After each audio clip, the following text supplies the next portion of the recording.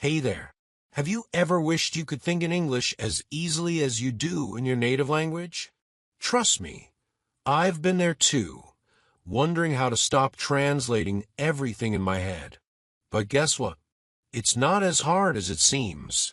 In this video, we're going to explore some super easy, practical ways to train your mind to think directly in English.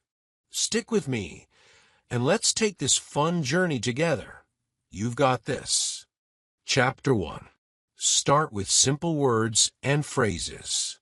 When I first started trying to think in English, I realized I needed to start small. I didn't try to have long, complicated thoughts in English right away because it felt overwhelming. So instead, I began with simple words and phrases.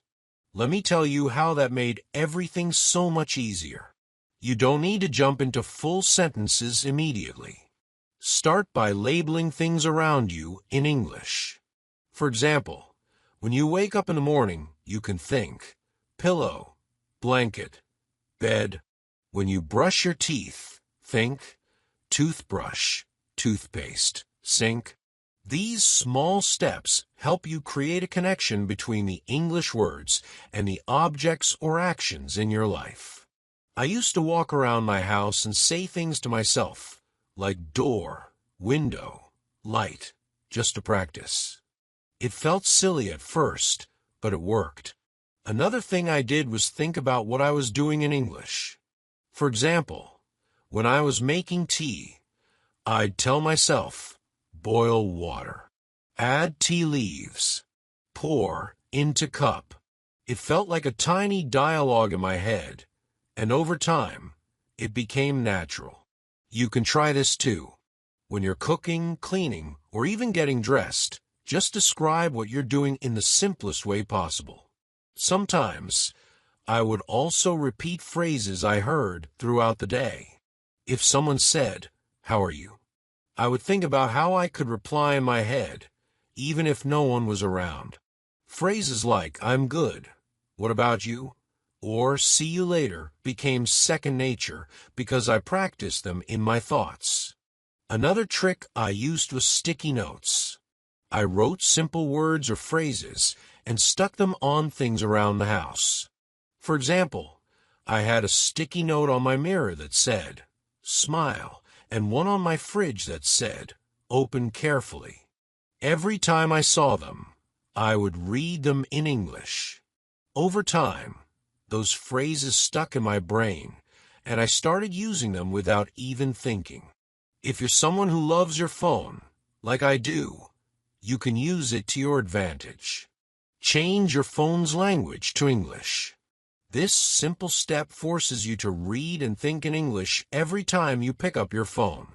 At first, I was nervous because I thought I might not understand everything, but it quickly became normal. Things like settings, messages, and notifications became part of my vocabulary. One thing that really helped me was using flashcards. I made small cards with an English word on one side and the translation or picture on the other. I'd go through them whenever I had a spare moment, on the bus, while waiting in line, or even before bed. It's such an easy way to learn and think in simple words.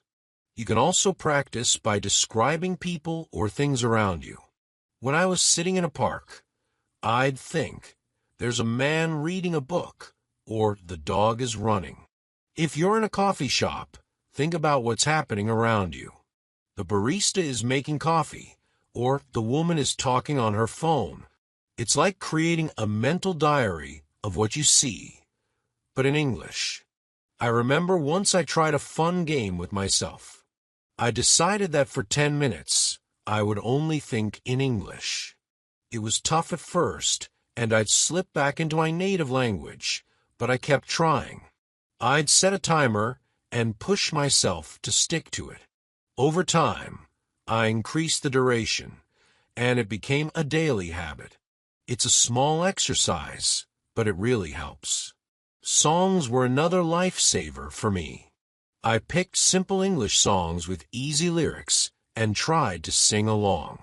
Even if I didn't understand everything at first, I'd pick up the words gradually. Songs like Twinkle, Twinkle, Little Star or Happy Birthday are great to start with. Singing helps you remember words and phrases without even realizing it. One more tip I want to share is about using simple questions and answers in your thoughts. I would ask myself things like, "What time is it?" and then answer, "It's 3 o'clock." Or I'd think, "What do I need to do next?" and answer, "I need to finish my homework." It's like having a little conversation with yourself in English. This really made me more comfortable with the language. If you watch movies or shows in English, pay attention to how characters say simple things. Phrases like, "Let's go," "Wait a second," or "I'm hungry" are easy to remember and use. I used to repeat these phrases in my head whenever I could, and they became a part of how I thought. When I felt stuck, I would remind myself that it's okay to make mistakes. Thinking in English is not about being perfect, it's about trying. Even if your thoughts are broken or incomplete, it's still progress. Over time, those simple words and phrases will grow into sentences, and sentences will turn into conversations. Every little step counts. Just think about how babies learn a language. They start with simple words like mama and papa, and then they slowly build from there. You're doing the same thing, just in a new language. So don't rush or put too much pressure on yourself. Start small and keep going. What's amazing is that once you get comfortable with simple words and phrases, your brain naturally starts connecting them. For example, book turns into read a book, and door becomes close the door. It's like building a puzzle. Piece by piece, it all comes together. You'll notice that as you keep practicing, thinking in English will start to feel natural. You won't have to force it anymore. It will just happen. And trust me, when that moment comes, it feels incredible. It's like unlocking a new level of confidence in yourself. So keep going. Practice those simple words and phrases every day, even if it's just for a few minutes. The more you do it, the easier it gets. Chapter 2. Visualize and describe your surroundings. When I first started learning English, one thing that really helped me was visualizing and describing my surroundings in English. At first, it felt strange, like I was narrating my own life in my head, but it turned out to be a fantastic way to think in English naturally. Let me share how I made it work and how you can do the same. Imagine waking up in the morning and looking around your room. Instead of just noticing things silently, start naming them in English. You can think, "There's my bed. The blanket is blue. The window is open, and the sunlight is coming in." This simple exercise helps you connect the English words to what you see. It's almost like creating a mental picture book in your head. I remember one time I was walking to the park, and I challenged myself to describe everything I saw along the way. I thought, "There's a red car parked on the street. A boy is riding a bicycle. The trees are tall, and the leaves are green." It was like I was narrating a story of my own walk. At first, I'd run out of words or forget what to say, but the more I practiced, the easier it became. Another thing I used to do was imagine myself explaining my surroundings to someone who didn't know where I was. For example, if I was in a coffee shop, I'd think, "This is a small coffee shop. There are 3 tables near the window. The barista is making coffee, and the smell is so good." By pretending I was describing it to someone, I forced myself to think in full sentences, even if they were simple. One day, I was stuck in traffic, And instead of getting frustrated, I turned it into a language exercise. I looked around and thought, there's a blue bus ahead of me. A man is crossing the street with an umbrella. The traffic light is red. It made the time pass quickly, and I was practicing English without even realizing it. If you're someone who enjoys nature, this technique is even more fun. I used to sit in the park and describe everything I saw. The flowers are pink and yellow. The birds are flying in the sky. A dog is chasing a ball. It felt peaceful, and at the same time, it helped me think in English. When you're at home, you can do the same thing. Look around your kitchen and think. There's a refrigerator. It's white. The sink is full of dishes. I'm making tea. Or if you're in your bedroom, you can think. The closet is open. My clothes are on the chair. The fan is spinning. Even the smallest details can help you build your vocabulary. Sometimes I would even make up little stories about what I saw. For example, if I saw a man with a dog, I'd imagine the man is taking his dog for a walk. The dog sees a squirrel and runs after it. The man laughs and calls the dog back. These imaginary stories made the exercise more creative and fun. One trick I used was taking pictures of things around me and then describing them later. For example, if I took a picture of a park, I'd look at it and think, there's a bench under the tree. A girl is sitting on the bench, reading a book. The grass is green, and the sky is blue. It was like turning my photos into mini English practice sessions. If you're not sure what to say, start with simple adjectives and actions. Instead of just thinking tree, add a little more detail. The tree is tall. Its leaves are green. Or instead of just car, think, the car is red.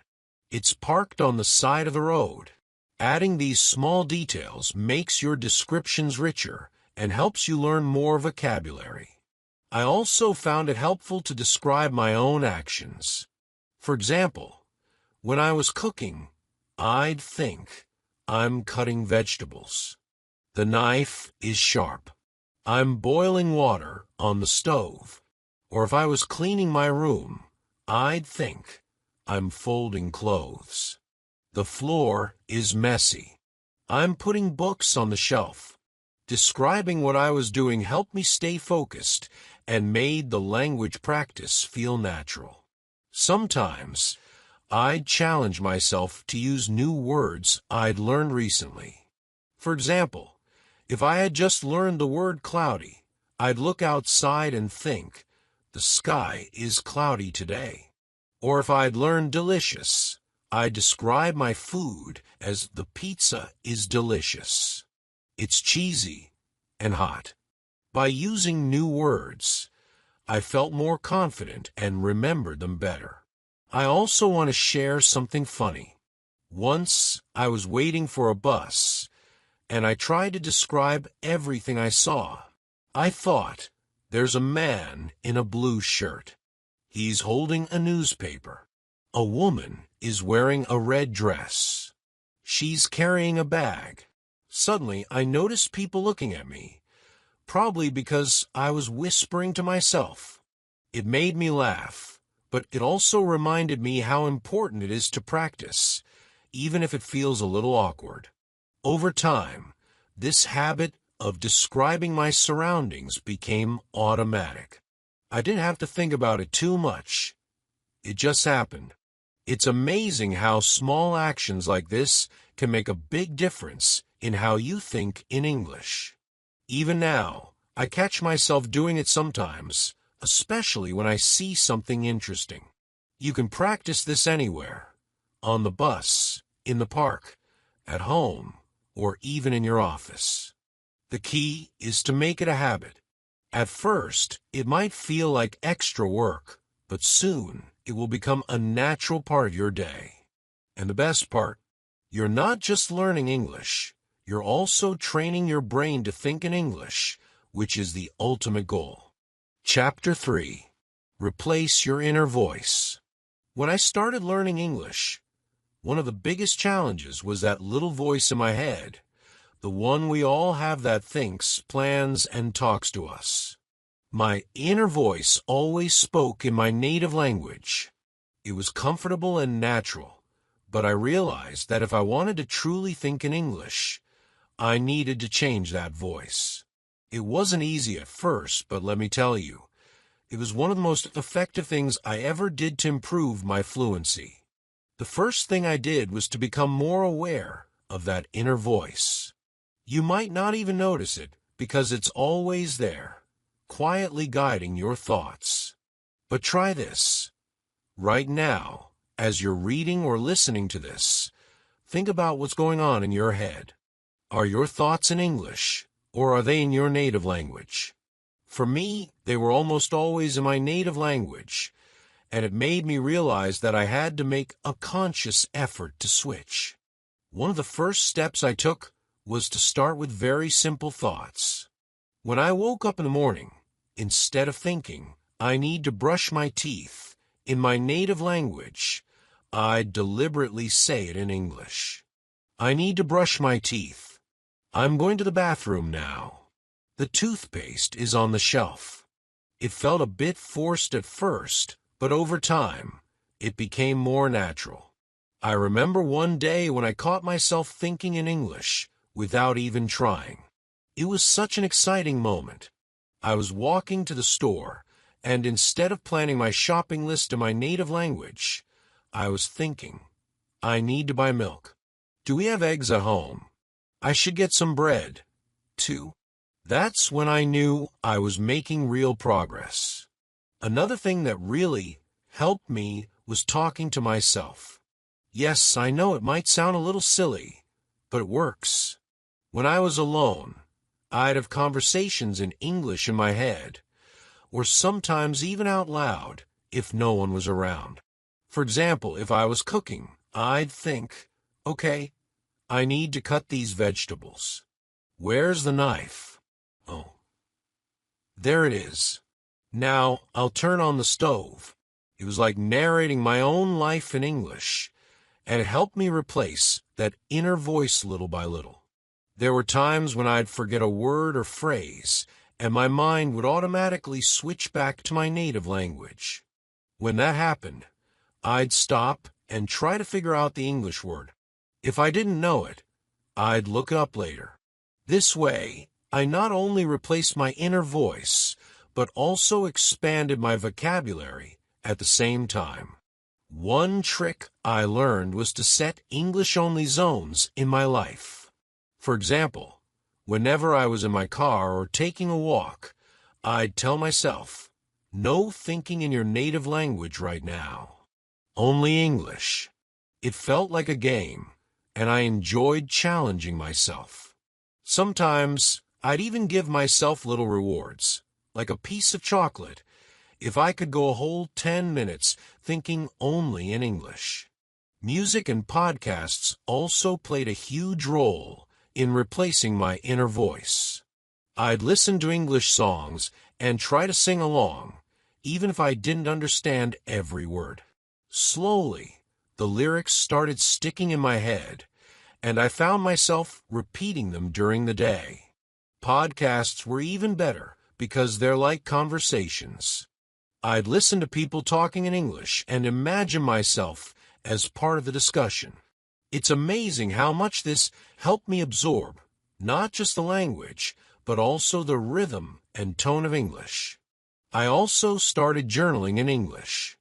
At the end of each day, I'd write a few sentences about what I did, how I felt, or what my plans were for tomorrow. For example, I'd write, today I went to the park. The weather was sunny, and I saw some kids playing football. It made me smile. Journaling like this helped me practice forming sentences in English and made my inner voice stronger. One of my favorite techniques was what I like to call pretend mode. Let me explain. I'd imagine myself in a situation where I had to use only English. For example, I'd pretend I was in a store in an English-speaking country, and I'd think, "Excuse me, where can I find the bread?" "Oh, thank you. How much does this cost?" It was like acting out a role in my head, and it made thinking in English more fun and creative. I also want to share a story about how replacing my inner voice changed my confidence. One day, I was waiting in line at a coffee shop, and I overheard two people speaking English. Instead of feeling nervous or intimidated, I found myself silently responding to them in my head. They were talking about their weekend plans, and I was thinking, "Oh, that sounds fun. Maybe I would go hiking too if I had time." It made me realize how much more comfortable I'd become with the language. Of course, there were moments when it felt frustrating. Sometimes, I'd struggle to find the right words or feel like my thoughts were too slow. But I reminded myself that every small step counts. Even when it felt difficult, I knew I was training my brain to think in English, and that's what mattered most. One day, a friend asked me, "How did you start thinking in English so easily?" And I told them it wasn't easy at first. It was a lot of little changes, like talking to myself, journaling, and setting English-only zones. But the key was consistency. The more I practiced, the more natural it became. I want to share that same advice with you. Start small. Replace one thought, then another. Use simple sentences at first, and don't worry about being perfect. Over time, those small efforts will add up, and you'll find that your inner voice naturally starts speaking in English. The journey to replacing your inner voice takes time and patience, but it's worth it. Every time you catch yourself thinking in English, even for a moment, it's a victory. Celebrate those moments and keep going. Before you know it, thinking in English will feel just as natural as thinking in your native language. Chapter 4. Talk to yourself in English. Talking to yourself in English might sound a bit strange at first, but trust me, it works wonders.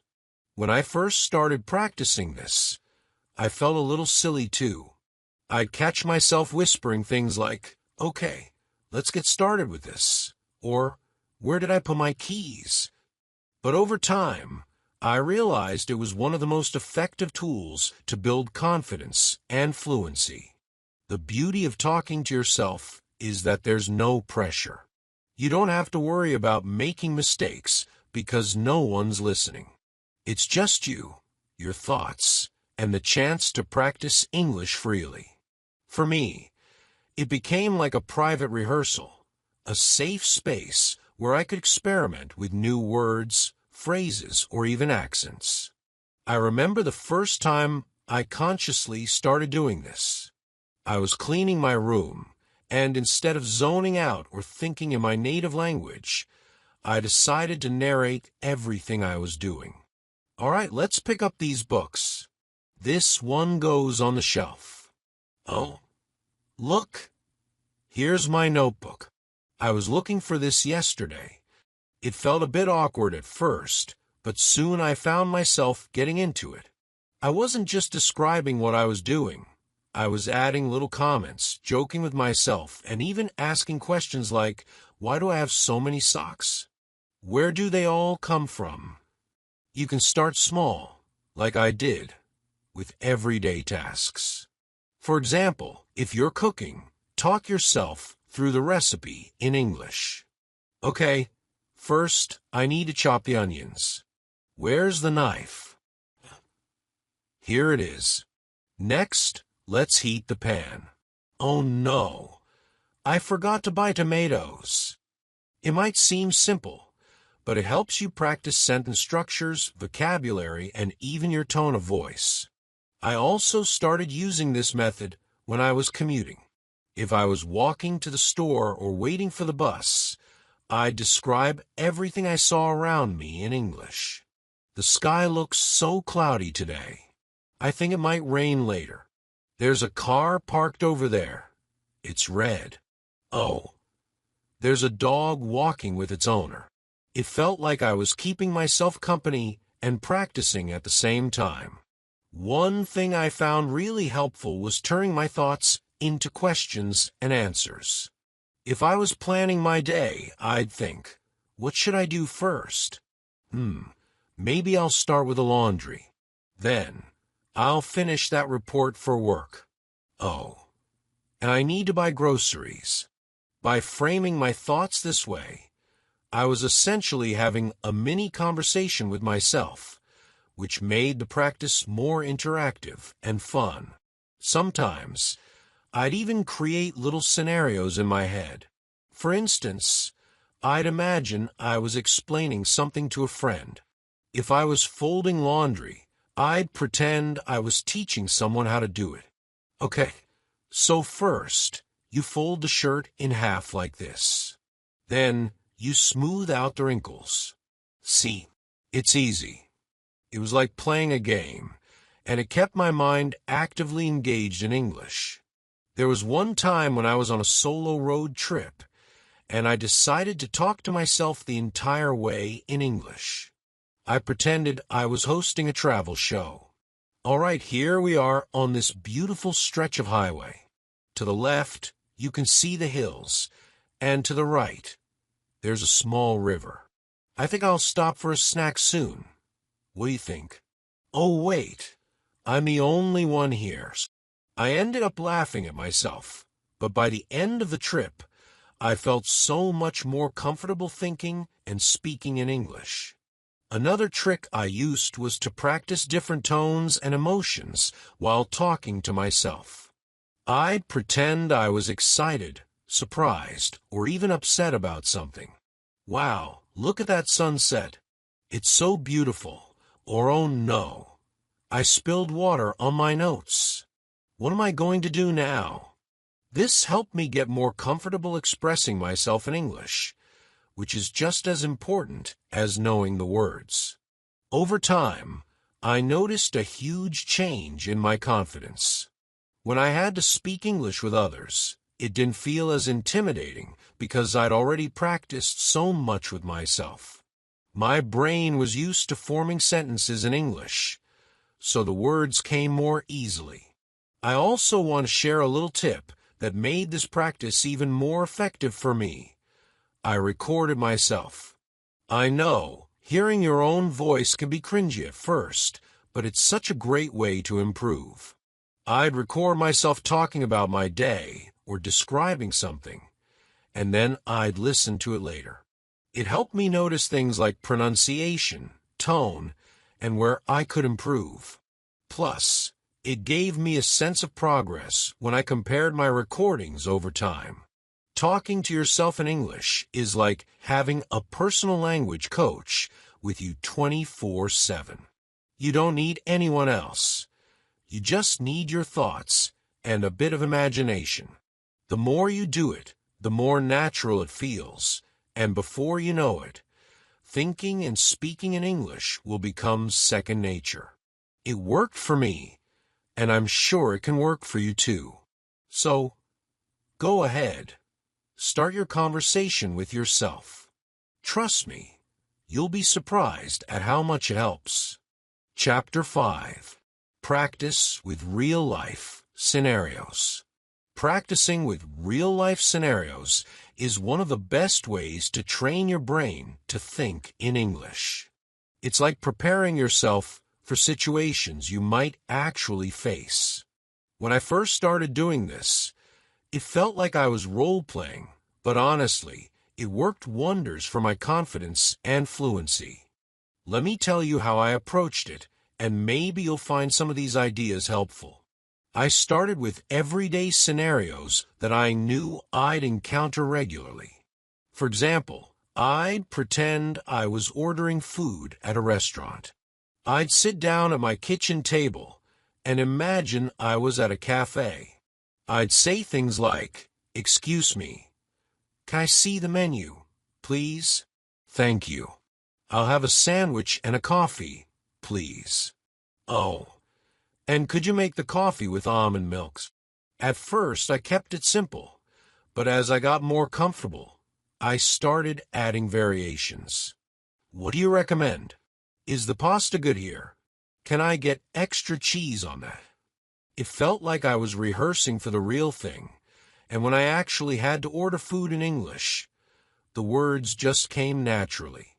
Another scenario I practiced a lot was shopping. I'd walk around my house pretending I was in a store. I'd pick up random items and talk about them. How much is this shirt? Oh, it's on sale. That's great. Does it come in a different color? I think I'll try this one. I even practiced asking for help. "Excuse me, can you tell me where the toothpaste is?" "Oh, aisle 3? Thank you so much." It might sound silly, but these little role plays made me feel so much more prepared when I actually went shopping. One time, I even practiced a job interview scenario. I remember sitting at my desk, pretending someone was interviewing me. I'd say, "Thank you for having me. My name is your name, and I'm really excited about this opportunity. I have experience in," and then I'd fill in the blanks. I even practiced answering tricky questions like, "What are your strengths and weaknesses?" or "Why should we hire you?" I'd make up answers, trying to sound confident. It wasn't just about practicing English. It was about building my self-assurance. Later, when I attended a real interview, I felt so much more relaxed because I'd already practiced. Travel scenarios were another favorite of mine. I'd pretend I was at an airport, checking in for a flight. "Hi, I'd like to check in for my flight to New York. Here's my passport. Oh, can I have a window seat, please?" I'd even imagine conversations at immigration or customs. "I'm visiting for a week. I'm staying at a hotel downtown. Yes, it's my first time here." Practicing these kinds of dialogues not only improved my English, but also made me less nervous about traveling. Sometimes, I'd create entire stories in my head based on real-life scenarios. For instance, I'd imagine I was meeting a new friend at a coffee shop. I'd practice introducing myself, talking about my hobbies, and asking questions like, "What do you do for fun? Do you like traveling? Oh, where have you been?" It felt like I was preparing for real conversations, and it made me feel more confident about social situations. One trick that helped me a lot was to use what I call predictive practice. I'd think about upcoming events or tasks and rehearse them in English. For example, if I knew I had to make a phone call, I'd practice what I was going to say beforehand. "Hi, this is your name. I'm calling to schedule an appointment. Oh, Thursday at 3 p.m.? That works for me. Thank you." It made those tasks feel so much easier when the time came because I'd already thought through the language I needed. I also practiced emergencies or unexpected scenarios. I'd think, what if I got lost and needed directions? I'd practice saying, "Excuse me, can you help me? I'm looking for the train station." "Oh, it's that way? Thank you so much." Or I'd imagine needing to see a doctor and saying, "I'm not feeling well. I have a headache and a sore throat. Can you help me?" Preparing for these kinds of situations gave me a sense of security because I knew I could handle them if they happened. One thing I loved to do was watch scenes from movies or TV shows that were based on everyday life and then act them out myself. If there was a scene where someone was ordering food, I'd pause it and repeat the lines in my own way. Or if there was a scene of two friends talking, I'd try to recreate their dialogue, adding my own twist. It was fun, and it helped me pick up natural expressions and intonation. What I learned from all of this is that practicing with real-life scenarios makes English feel less like a subject you study and more like a tool you use. It bridges the gap between learning and living. The more I practiced, the more my brain started thinking in English automatically during those situations. When I was at a restaurant, I didn't have to translate my thoughts. The words were just there. The best part? It's so easy to do. You don't need special tools or a language partner. You just need a little imagination and the willingness to try. So next time you're doing something simple like cooking, shopping, or planning your day, turn it into an English practice session. Imagine yourself in those real-life scenarios and start talking through them in English. It might feel awkward at first, but trust me, it's one of the most practical and effective ways to train your mind to think in English. And honestly, it's kind of fun too. So, there you have it.